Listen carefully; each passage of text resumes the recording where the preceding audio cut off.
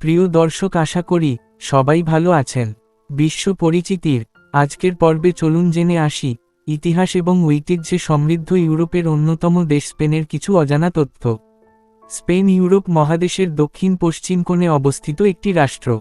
শাসন ব্যবস্থার ধরন অনুযায়ী দেশটি একটি সংসদীয় গণতান্ত্রিক রাজতন্ত্র।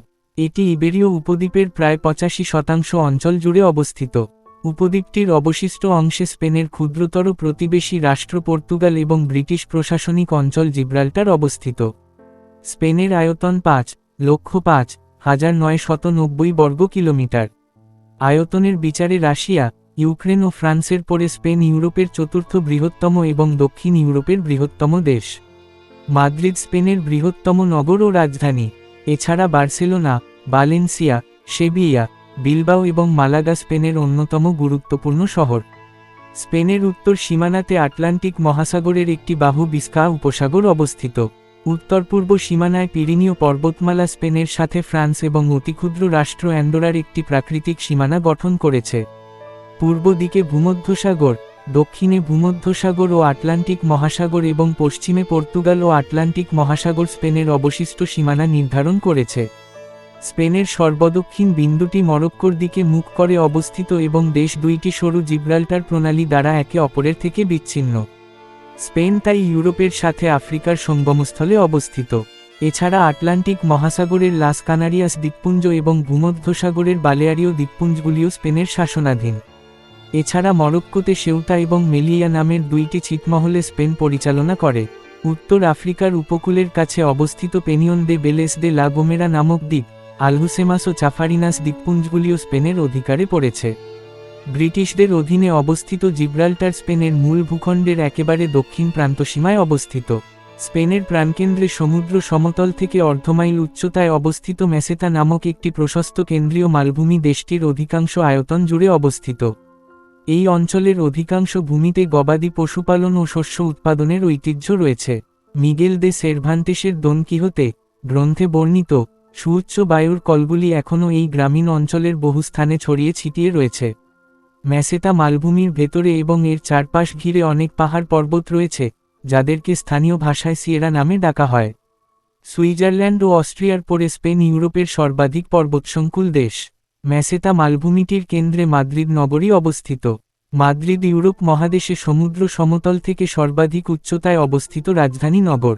মেসেতা মালভূমিটির জলবায়ু রূঢ় এবং শুষ্ক, তাই স্পেনের অধিকাংশ জনগণ সমুদ্র উপকূল অঞ্চলে কিংবা প্রধান কিছু নদীর অববাহিকাতে বসবাস করে। দেশের উত্তর পূর্ব অংশে রয়েছে এব্রো নদীর প্রশস্ত উপত্যকা, কাতালুনিয়ার পার্বত্য অঞ্চল এবং ভালেন্সিয়া নামক পাহাড়ি উপকূলীয় সমভূমি অঞ্চল। উত্তর পশ্চিমে আছে গালিসিয়া নামক অঞ্চল ও তার রুক্ষ কান্তাব্রীয় পর্বতমালা, যেখানে বৃষ্টিস্নাত শ্যামল নিবিড় অরণ্যাবৃত উপত্যকাগুলির মাঝে মাঝে সুউচ্চ পর্বতশৃঙ্গ মাথা তুলে দাঁড়িয়ে আছে।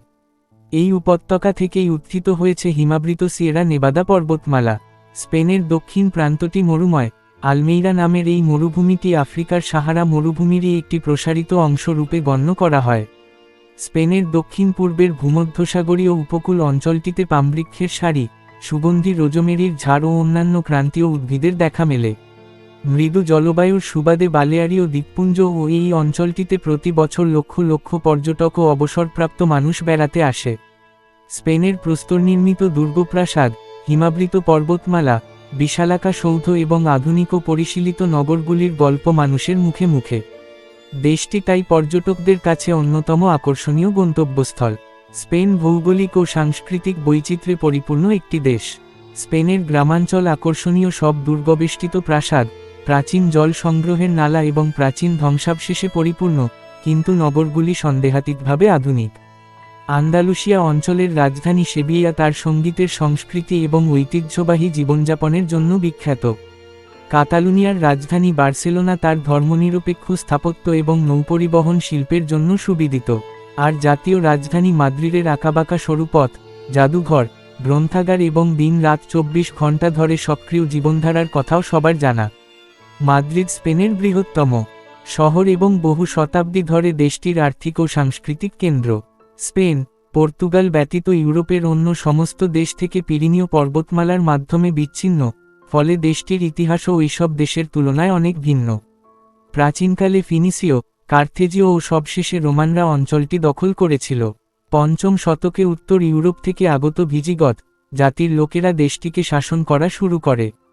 কিন্তু তাদের রাজনৈতিক সাংগঠনিক দুর্বলতার সুযোগে অষ্টম শতকে উত্তর আফ্রিকা থেকে আগত আরবভাষী মুসলিম আরব ও উত্তর বার্বার জাতিকেরা ইবেরীয় উপদ্বীপের অধিকাংশ দখলে নিয়ে নিতে সক্ষম হয়।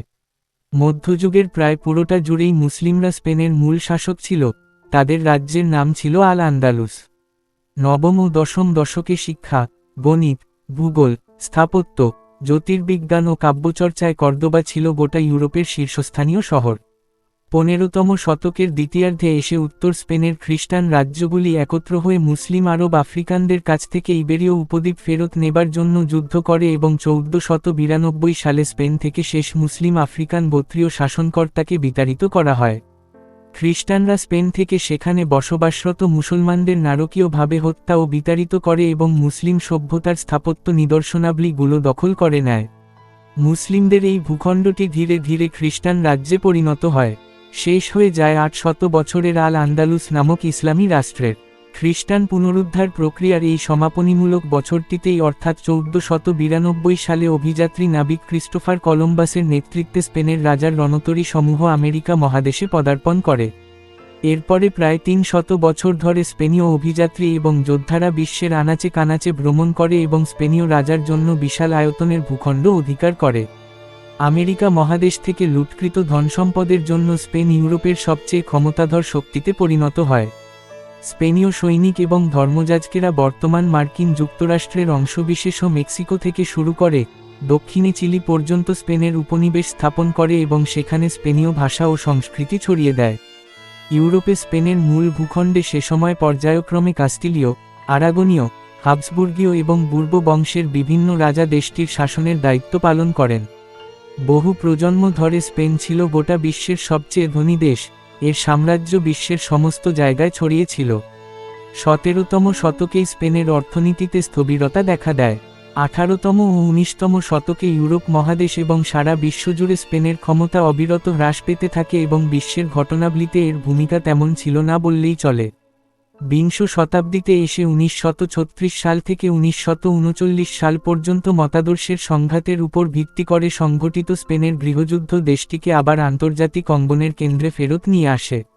কিন্তু যুদ্ধ শেষে স্বৈরশাসক ফ্রান্সিসকো ফ্রাঙ্কোর 4 দশকব্যাপী শাসনের সময়ে স্পেন আরও বেশি একাকী হয়ে পড়ে। 1975 সালে ফ্রাঙ্কোর মৃত্যুর পর হুয়ান কার্লোস নামক বুবো বংশের রাজা আবার সিংহাসনে ফেরত আসেন এবং দেশটিতে একটি সাংবিধানিক রাজতন্ত্র প্রতিষ্ঠা করেন। সে সময় স্বৈরাচার থেকে গণতান্ত্রিক শাসন ব্যবস্থায় দেশটির ঝঞ্ঝাটহীন রূপান্তর উল্লেখ করার মতো। তখন থেকে দেশটি গণতান্ত্রিকভাবে নির্বাচিত অনেকগুলি সরকার দ্বারা পরিচালিত হয়ে আসছে, যাদের কেউ সমাজতন্ত্রবাদী, কেউ বা রক্ষণশীল। অর্থনৈতিক উন্নয়নের দৃষ্টিকোণ থেকে স্পেনে অনেক দেরিতে আধুনিকতার আগমন ঘটে। 1960 এর দশকের আগ পর্যন্ত স্পেনের সমস্ত শিল্পকারখানাগুলি উত্তরের কাতালুনিয়া ও বাস্ক অঞ্চলগুলিতে সীমাবদ্ধ ছিল। তখন থেকে স্পেনের অর্থনীতি দ্রুত প্রবৃদ্ধি লাভ করেছে। বিশেষ করে হালকা শিল্পগুলি স্পেনকে অর্থনৈতিকভাবে ঘুরে দাঁড়াতে সাহায্য করেছে। এছাড়া সেবা খাত, বিশেষ করে পর্যটন খাত অর্থনৈতিক উন্নয়নে বড় ভূমিকা রেখেছে।